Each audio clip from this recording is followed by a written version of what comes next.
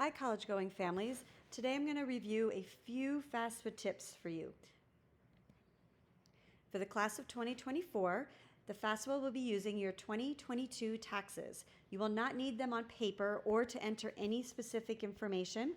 The FAFSA will be asking you some questions that will then allow the FAFSA to pull your tax information straight from the IRS. On the FAFSA, your student will be answering a couple questions in the parent wizard. This is so that the FAFSA can determine which parent or adult needs to complete the FAFSA with the student. The student will complete their portion, and then the parent that the parent wizard identifies will then complete the parent portion. Here's a couple pieces of information about parents. If a senior is not legally adopted by their guardian, then they are not considered the parent, even if they financially support the student. In this case, if they are not legally adopted, then the student will need to identify their biological parent, and that's who will need to complete the FAFSA, even if they don't support the student at all. And the order of the colleges you list on your FAFSA matters to some colleges in some states. This is very minor and does not happen often, but it is important to consider listing your top choice colleges first on your list. Provided consent. Students and parents will be asked to provide consent at least 2 times when beginning the FAFSA. You must provide consent and approve your consent for your FAFSA to be viable. This is that you're providing consent that the federal government can pull your taxes from the IRS, and it's also providing consent that you are allowing the student is allowing the parent access to be able to complete the parent portion, and that the college is allowed access to be able to put together a financial aid package for you. They just ask you a number of times just to be sure that you understand what you are providing consent for.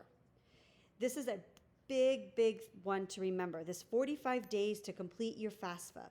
Once a student opens and starts their FAFSA, it will email parents to remind them to complete the parent side of the FAFSA.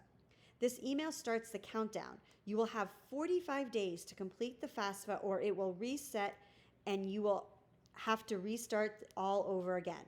So this means that a student can start the FAFSA completely on their own and get to a point where it's going to invite the parent. They're going to have to input a parent email based on what the parent wizard says, and that email is going to go direct to the parents. And the parents are going to then have to follow that email, the links in the email, to complete their FAFSA for their student. The student cannot do the parent part, and the parent cannot do the student part. They have to each do their own individual part. If the parent does not complete the FAFSA within 45 days, then the student will have to do their portion all over again. So please talk to your students, talk to your parents. Do your student part first, then parents be ready and do your parent part right after. We don't want you to have to redo it all again. Students must start the FAFSA, not the parent. The parent will be invited to complete their side once the student begins. It gets really messy if the parent starts first because it won't follow the chain of command that the FAFSA has set out, and it could potentially mix up or mess up your students financially. So remember, student first, then the parent.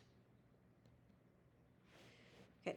Parents and students cannot see each other's financial information when completing their part of the FAFSA. So when a parent is completing the FAFSA, they can freely put in all of their financial information, and all the information will be pulled from the IRS, and the student will never be able to see it. The same thing goes with the student. If the student has worked and has investments or has gotten paychecks, they will need to input that information or have it pulled from the IRS, but the parent will not be able to view it. It's personal and private. The FAFSA and the federal government connects them together on their side, but it is not visible on the parent-student side. This is another piece about who completes the FAFSA.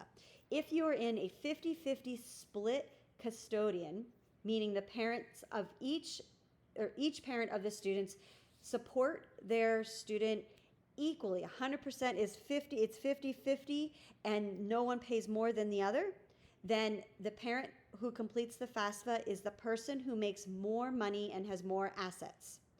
Now, I have been told that there's no way for them to go back and check this, but this is what they've said to do. If a student lives with one parent but is more than 50% financially supported by the opposite parent, then the parent that financially supports the student is considered the parent on FAFSA, only on FAFSA for financial aid reasons. So if student lives with dad, but mom actually supports the student financially more, then mom is the one who has to complete the FAFSA, or vice versa if there was the other situation. Remember, FAFSA opens January 1st, 2024. You're welcome to send me emails with some questions with FAFSA if you want. If I don't know the answers, I have some contacts to be able to get them for you. Good luck.